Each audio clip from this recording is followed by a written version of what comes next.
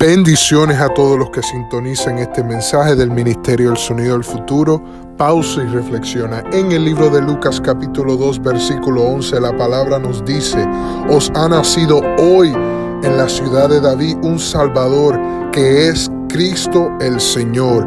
El propósito de Jesús nacer fue para salvar a la humanidad del pecado y de la oscuridad sobre la faz de la tierra.